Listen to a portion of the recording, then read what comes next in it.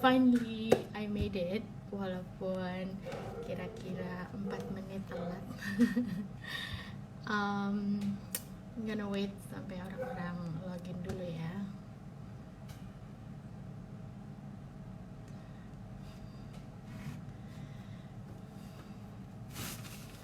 Nah, jadi sambil nunggu, mau review sedikit.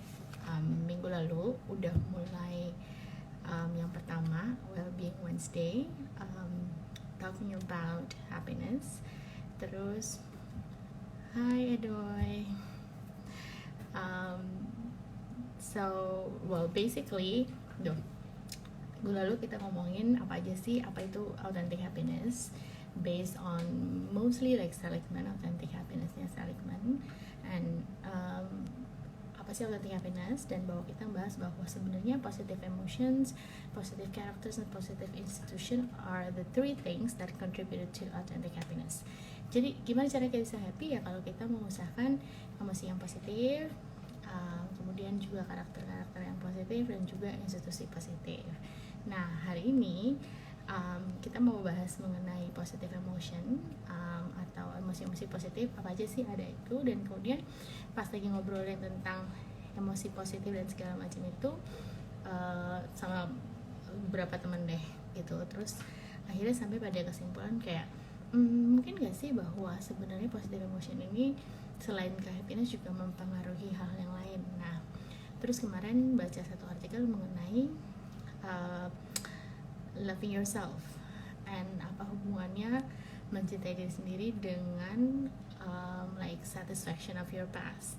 Dan mostly orang-orang yang, kan tadi kita kemarin juga sempat membahas tentang karakter orang yang bahagia, karakteristik orang yang bahagia, dan karakteristik orang yang bahagia itu sebenarnya ada 4, dan salah satunya adalah take control of their life, being confident, kemudian juga have that optimism about the past gitu.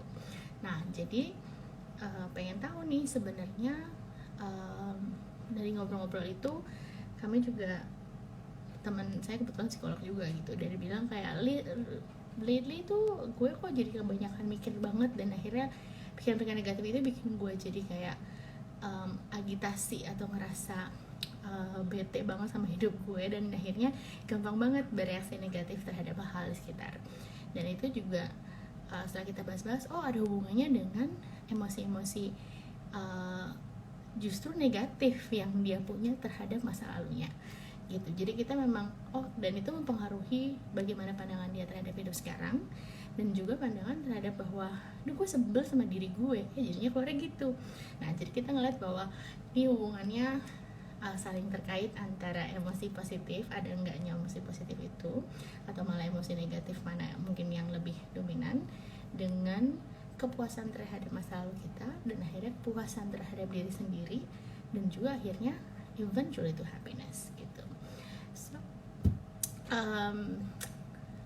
basically I want to start the question with or the session with a question, do you love yourself? Kalau misalnya kita ditanya gitu, sebenarnya gimana ya?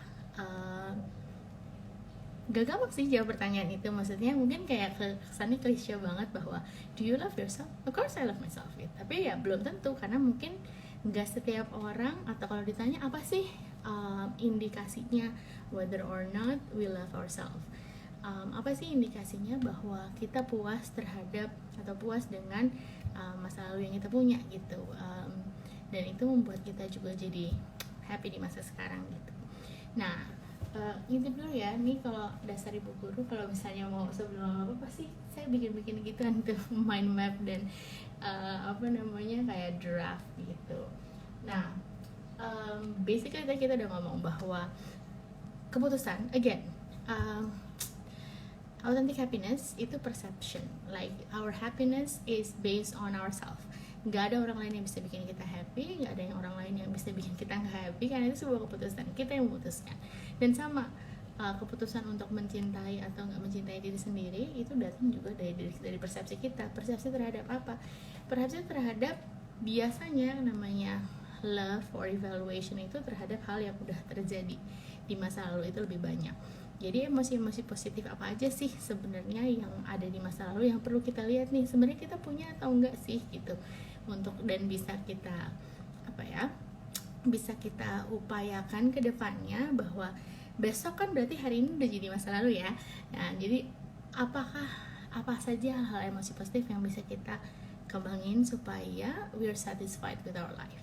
Karena memang menurut Martin Seligman itu, like, our happiness is based on 3 things: satisfaction about the past, happiness for the future, for the present moment, and then optimism about the future. Jadi kepuasan terhadap masa lalu, kebahagiaan di masa kini, dan juga rasa optimisme atau positivisme tentang masa depan gitu ya. Ada 6 sebenarnya emosi-emosi positif nih, kalau lihat aku tuh gini sini, tapi itu mirror sih ya, jadi susah juga.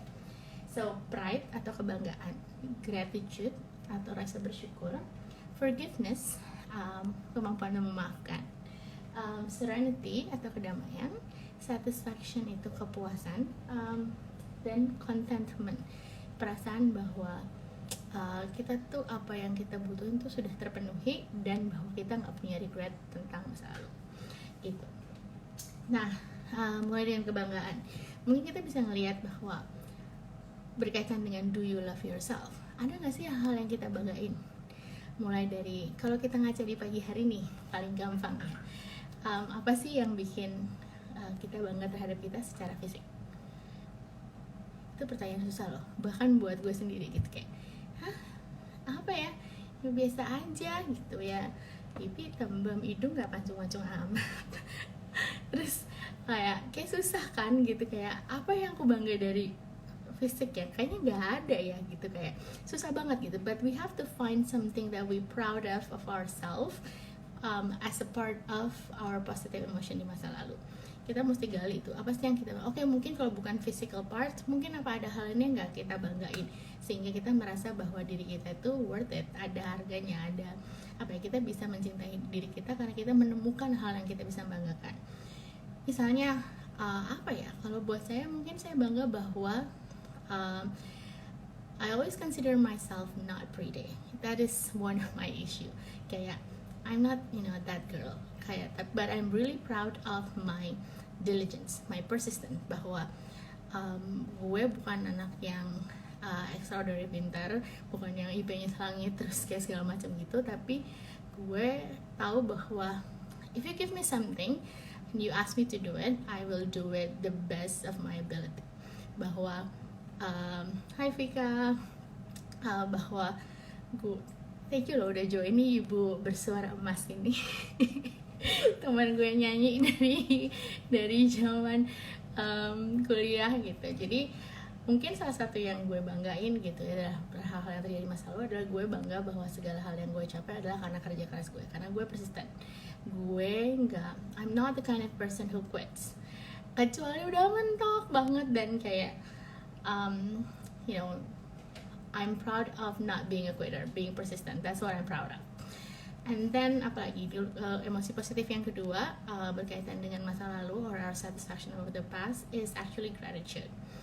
This is something yang benar-benar penting banget, karena when you're grateful of what you have, it's like looking the glass is half full instead of half empty. Jadi ketika kita bersyukur apa yang kita punya, kita cenderung untuk puas, cenderung untuk, itu kaitan juga sama satisfaction and contentment gitu. Ketika kita bersyukur terhadap kita yang punya, mungkin kita jadi lebih fokus dan gak ngelihat apa sih yang kita gak punya, dan kita gak ngebandingin diri kita sama, karena kalau banyak orang bilang kalau ngeliat ke atas terus gak akan pernah nyampe gitu. Mungkin ya itu salah satu yang perlu kita pertimbangkan juga, kayak being grateful of what you have of the present moment, kayak, or in this case about what you have done in the past, like what you have gitu, instead of hanya mengejar apa yang nggak punya. It's really important to being grateful of what you have. Terus yang ketiga, forgiveness. Nah ini susah nih. Kemarin aku bahas sama temanku yang psikolog juga, bahwa kegalauannya dia ngerasa bahwa wah gue sebel banget ya sama hidup gue, terus kayak sering banget kayak jadi agitasi ya, agitated dan kayak cepat banget marah dan segala macam, adalah karena hi Rico, I just saw it and thank you. Kalau ada yang masih mau cari university, terus sekarang jadi promo. Ada teman saya di sini, Rico, yang representatif, yang salah satu yang one of the best university representatives I've ever known, dari University of Sydney. Jadi hi Rico, thank you. Hi Richard juga. So yeah, basically that. Pertama tadi apa? You need to be proud of yourself, having gratitude or being grateful of what you have. And ketiga adalah forgiveness. Nah tadi baru ngobrolin temanku ya, dia merasa agitasi dan segala macam karena akhirnya kita ngobrol-ngobrol kayak ada hal yang masih diseselin gitu, karena dia nggak bisa, ini hubungannya sama situasi di rumah, dan akhirnya karena dia nggak bisa belum bisa memperbaiki mungkin hubungan dengan salah satu anggota keluarga yang membuat dia jadi kepancing marah terus, karena sebenarnya ada kemarahan yang belum selesai. Nah itu hubungannya sama contentment tadi, sama forgiveness juga. Ketika kita masih punya satu ganjalan di masa lalu dan belum bisa memaafkan, itu sebenarnya yang rugi bukan orang lain, tapi istrinya kita sendiri gitu ya yang rugi. Karena basically when we cannot maintain, segala macam emosi itu energi. Jadi seperti konsep energi kalau di fisika dia tuh mengalir, dia nggak mungkin bisa diam, dia nggak bisa di content. Energi itu have to flow. So eventually that if you are kayak gimana ya ilustrasinya, mungkin kalau ada ember terus kayak di atas di bawah keran netes terus gitu, oke mungkin atasnya kasih sedikit-sedikit, tapi begitu penuh it cannot hold anymore and then akhirnya burst out. Dan ketika kita dipenuhin dengan rasa kekesalan yang atau belum bisa memaafkan seseorang dari masa lalu, akhirnya itu yang akan bikin jadinya susah untuk bisa move on, untuk bisa ya being happy gitu. Nah ini Hai Rena, bener banget sih, ini gue juga nggak resolve sih temen gue kalau soal sama gak bener itu sih kayaknya ya. Gue caranya sih gue nggak mau nonton TV, nggak mau baca berita, pokoknya gue menganggap dia orang yang nggak ada. Soalnya itu memang susah banget gue juga kalau lihat dia rasa pengen banting atau lempar remote gue ke TV ya. Jadi emang itu, tapi kan karena itu nggak itu bukan sama orang lain, bukan sama diri gue, dan emang mungkin orangnya juga apa ya, gue kayaknya nggak rela ngomong dia public figure, tapi whatever lah gitu ya, bahwa gue sih kesel banget juga sama dia. Cuma mungkin karena itu tidak berhubungan langsung sama hidup kita secara personal, jadinya bodo amat deh, gue nggak bisa maafin dia, emang kenapa? Gue nggak ada juga tiap hari gitu kan. Oke, ini ada pertanyaan nih, what if kalau sampai saat ini belum menemukan alasan untuk being proud of myself? Well, mungkin ngelihatnya terlalu yang besar-besar kali ya, mungkin mesti didefinisikan ulang. Bangga tuh apa sih? Being proud itu kan ada hal-hal yang bagus, yang positif, yang jadi kekuatannya kamu, yang mungkin udah terjadi di masa lalu tapi kamu nggak lihat. Nah, makanya kamu bilang bahwa I cannot find anything I can be proud of gitu. Nah itu itu akan berhubungan sama our values juga, nilai-nilai kita, apa sih yang menurut kita bagus, apa yang menurut kita positif, apa yang menurut kita membanggakan gitu. Yang mungkin kalau buat specifically ini teman saya yang nanya ini, menurut saya atau hal yang bisa dia banggakan sih obviously is being very positive gitu. Kamu selalu senyum, kamu ketemu orang selalu ramah, kalau dimintain tolong selalu oke. That's something you can be proud of being an open and friendly person. Nggak perlu yang terlalu extraordinary bahwa kalau dibanggain tuh harus juara 1 di sekolah, selama sekolah tuh harus selalu ranking 1. Ya boleh aja sih kalau itu adalah standar kebanggaan lo, tapi kan nggak harus gitu. Karena again, this is we are the one who making the standard, who are setting or making the concept gitu. Sebenarnya konsep happiness, konsep kebanggaannya, everything, or even emotion, positive emotionnya adalah kita yang define gitu kali ya.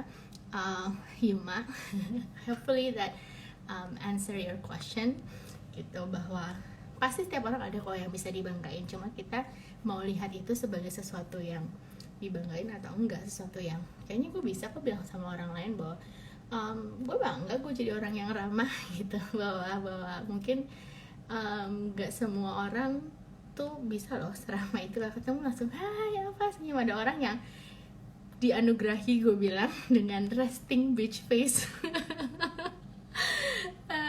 Kayak jadinya kayak itu juga anugerah loh, bangga loh bisa selalu senyum loh Yuma. Terus oke, ada question nih, do you agree with concept to forgive but not to forget? Wah ini pertanyaan yang bagus. Dan oke, sebenarnya menurutku ya, kalau kita benar-benar forgive, itu kemungkinan besar kita juga akan udah forget about the thing that we are really mad of gitu. Karena kalau kita beneran memaafkan, nanti hubungannya sama contentment tuh, emosi positif yang lain gitu. Ketika kita, gak mungkin sih sebenarnya menurutku bahwa orang bisa bener-bener memaafkan kalau memang dia belum lupa sama kejadiannya. Beberapa orang bilang bahwa emosinya udah berubah kok, gue inget banget kejadian itu tapi gue udah gak sebel gitu. Oke, mungkin, tapi gak sebelnya dalam hal apa? Apakah perlakuannya ada yang berbeda? Apakah nilai, misalnya gini, persahabatan gitu. Oke, gue udah maafin sih tapi gue gak pernah lupa itu jadi. Apa implikasinya dari gak lupa? Kalau gak lupa itu membuat bentuk hubungannya berubah, ada yang tadinya open jadi nggak open, jadi ada kecurigaan, ada yang segala macam, berarti forgiveness-nya menurutku sih ya belum fully forgive gitu, dan belum ada contentment bahwa masih ada yang membayangi yang belum resolve di situ. Tapi ketika ya gue udah maafin kok tapi gue nggak lupa gitu bahwa itu pernah terjadi, dan gue menjadikan itu pelajaran sehingga di masa depan akunya sendiri nggak melakukan itu supaya nggak kejadian. Nah itu lain, mungkin forgive not forgetnya kalau itu untuk untuk pengembangan diri, yaitu that could be as well gitu. Kalau konsep contentment sendiri sih lebih kepada bahwa ya udah nggak ada regret lagi, nggak ada kesesalan hati dan segala macam, dan bisa move on gitu. Hai Murni. Ini teman saya juga, ibu guru. Dulu ibu guru, sekarang ibu counselor juga. Kalau misalnya ada pertanyaan-pertanyaan tentang apa aja ya Mur, tentang kesehatan mental juga, tentang anak-anak, bisa juga sama Murni. Ada teman saya ibu dosen juga, ada Cika. Hai Cika.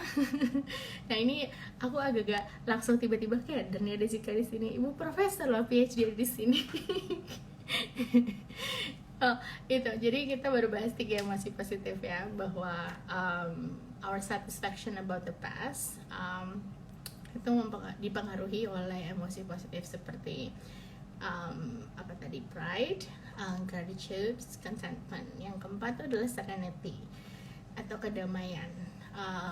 Kalau kita ya itu tadi sangat berkaitan. Kalau kita puas atau satisfaction dan juga contentment itu kayak emosi yang menurutku sih udah mixed emotion, it's not a pure emotion gitu ya.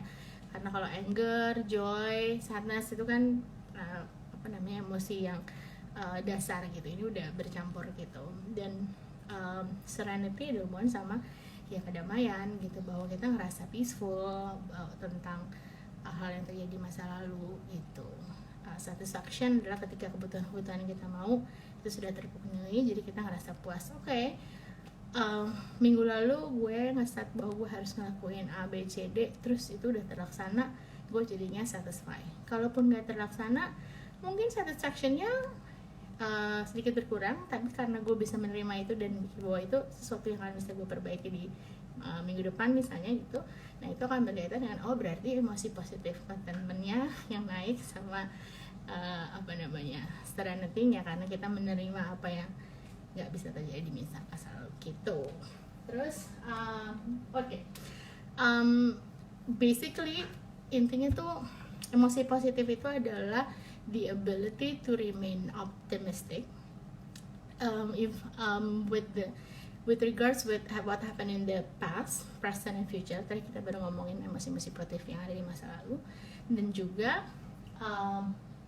from a constructive point of view. Ini yang penting nih, karena kadang-kadang penilaian kita juga subjektif ya terhadap emosi-emosi atau hal yang terjadi sama diri kita sendiri. Jadi to have a positive emotion berarti penilaian kita terhadap apa yang kita harus bisa tetap menilai secara positif, tetap optimis terhadap apa yang sudah terjadi dengan secara konstruktif. Kalau konstruktif itu intinya kan bahwa kita harus bisa kita harus bisa melihat atau ngasih masukan dari diri kita sendiri ya, nggak cuma bisa bilang salah atau benar, tapi juga constructive criticism means that harus bisa mengkonstruk sesuatu yang baru, membangun sesuatu yang baru dari pandangan itu sehingga ya jadi lebih baik gitu. Nah basically itu. Dan kalau kita udah ngerasa bahwa emosi-emosi positif yang ada di masa lampau itu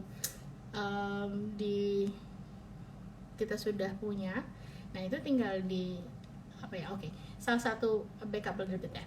Martin Seligman bilang bahwa emosi-emosi positif itu yang ada di yang ada di masa lalu, masa sekarang atau masa depan itu harus di-utilize, harus di-apply sama-sama karakter positif nanti, sama juga positive intention. Jadi kita ngerasa ada tapi enggak being conscious of it dan terus menerus dibangkitkan, terus menerus dirasakan, itu juga jadinya nggak not becoming an authentic happiness gitu. Jadi memang ketika kita sadar bahwa kita harus punya pride, gratitude, forgiveness, serenity, contentment and satisfaction about our life in the past. Mungkin ketika kita saya punya gratitude box sebenarnya, jar sebenarnya, bahwa supaya to be honest, kita tuh kadang-kadang, saya sendiri yang ngerasa kalau nggak diinget-ingetin atau nggak ngerasa itu, kayaknya banyak hal-hal yang terjadi di sekitar kita, apalagi sekarang nih masa kayak gini yang bikin kayak merasa my self worth atau kebanggaan saya terhadap saya juga kayak turun gitu. Jadi kayak mesti ingat-ingat this week. Kadang-kadang saya pengennya kayak one every day, like write one thing and then put it in a jar, like what are the things that makes you happy, like simple things gitu. Dan itu buat gratitude. Terus saya punya anxiety journal sebenarnya karena salah satu my weakness is being anxious about everything gitu sebenarnya. Dan akhirnya aku pikir ya udah deh, harus punya anxiety or journal ini supaya then I could do the reversal. Kalau I wrote one thing that I'm anxious for today, terus saya bilang gimana caranya bahwa ini bisa kayak I found the solution for my own problem gitu. Dan itu akhirnya membuat saya jadi I'm satisfied karena I can find a solution for my own problem, for my own anxiety gitu. Jadi mengubah sesuatu yang negatif jadi positif gitu. Terus it's a part of exercise gitu, dan juga gratitude jar itu juga bikin saya kayak kalau lagi bete banget dan kayak my life so sucks ya gitu, dan I would just randomly open the jar and then take one and then I read it gitu. Dan emang benar-benar yang akhirnya here this is what I've started since January gitu. Jadi kayak kadang-kadang ya udah sekedar kalau lagi kes bete banget ya udah aku ambil dan kayak ngeliat aja. Ini dari January 9th. I got to watch The Greatest Showman, and makes me feel that the love for entertainment and music and choir makes me feel alive. So even like small things, I'm just grateful that I got to see that movie, and bahwa nonton itu bikin gue jadi, gue beruntung banget ya bisa nyanyi, bisa ada di paduan suara, jadi bisa di atas panggung, sehingga rasanya kayak nonton The Greatest Showman itu gue kayak merasa dibangkitkan kembali rasanya bahwa gue kangen banget ada di atas panggung seperti sekarang.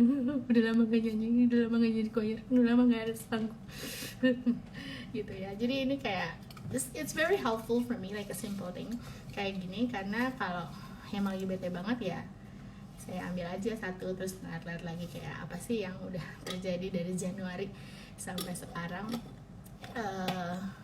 ini kayaknya bahkan dari tahun lalu kali ya, karena The Showman tuh bukan Januari ini, jadi tahun lalu. Jadi kayak I keep in my jar, aku nggak pernah keluarin dari tahun lalu. Sebenarnya I started this early 2019 karena ya it really helps me, it really works for me actually gitu.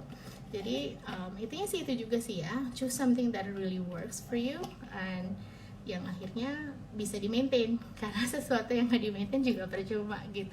Kayak orang olahraga gitu, hari ini larinya berapa? 5 kilo, terus besok lari berapa? Nggak lari, capek gitu. Nggak ada gunanya juga ya. Nah makanya olahraga gue biasanya cuma ngajak anjing gue lari atau jalan-jalan 20 menit, itu aja. Nggak bisa lebih jauh lagi, karena pasti nggak sustainable. Gitu. Intinya sih itu, bahwa hari ini yang pengen gue omongin adalah authentic happiness is our own perception of our own life based on our past, present, and future positive emotion, positive characters, and also positive institution gitu ya. Jadi salah satu hal yang bisa kita kerjain supaya bisa lebih happy adalah mengusahakan mengidentifikasi emosi-emosi positif aja yang kita punya di masa lalu, masa sekarang, masa depan. Hari ini kita bahas tentang satisfaction about the past. Next time we'll discuss about like happiness present moment and juga optimism for the future gitu. Oke. Wah, terima kasih yang sudah nongol walaupun sebentar-sebentar dan dengerin saya ngoceh. Seperti yang saya udah bilang, ini this is like an experiment for me because kayak gue ini kayak baru kali kedua melakukan ini dan nggak tahu ya gimana. Intinya adalah bahwa ini sebenarnya kayak self reminder buat gue sendiri bahwa konsep happiness, konsep apa ya, untuk bisa tetap bahagia, untuk mengusahakan diri gue sendiri untuk tetap optimis. Apalagi sekarang gue ini posisinya dalam masa transisi, emang sebenarnya lagi libur, belum mulai kerjaan yang baru, tapi gue sempat ngerasa begitu gue nggak kerja tuh gue kayak kehilangan makna diri lebih tepatnya. Jadinya gue kayak apa yang bisa gue kerjain ya, mungkin dengan gue mereview lagi apa yang pernah gue pelajarin, pernah gue alami sendiri gitu, dan berbagi, mungkin jadinya buat gue paling enggak ngerasa bahwa ya I have something to do, I'm not doing nothing, and maybe this is something that is beneficial. And then kalau buat kalian bermakna, itu aku sangat senang sekali. Terima kasih semuanya yang sudah join. Thank you. Vika, thank you. Rena, mungkin lain kali kita akan ngobrol bareng ya, Ren. Kita gibah bareng tentang tentang hal-hal yang berkaitan dengan happiness ini atau yang lain-lain lah. Renan juga psikolog oke banget. Kalau misalnya kalian lagi pengen ngomongin tentang relationship, nah dia punya channel Cinta Itu Bisnis. Menarik banget cara pandangnya terhadap itu. Boleh juga deh kapan-kapan. Siap Vika, nanti gue sih berencana nih, mudah-mudahan berusaha mensustainable atau mulai sesuatu yang konsisten buat tiap Rabu. Mau jamnya mungkin geser-geser. Gue akan bikin sesuatu tiap hari Rabu buat Wellbeing Wednesday. Oke, everyone, kalau yang di jalan mau pulang stay safe. Kalau yang udah di rumah juga selamat menikmati harinya. Selamat, mudah-mudahan kerjaan kantor udah selesai ya. Ini karena udah jam 17.30, harusnya udah pulang kantor dong ya. Walaupun di rumah juga harusnya udah kelar kerjanya. Jangan lupa untuk selalu fokus sama diri sendiri juga, kayak your mental health matters. Jadi jangan cuma ngomongin atau ngelihat sekeliling, kadang-kadang kita lupa untuk memperhatikan diri sendiri. So love yourself and see you next time.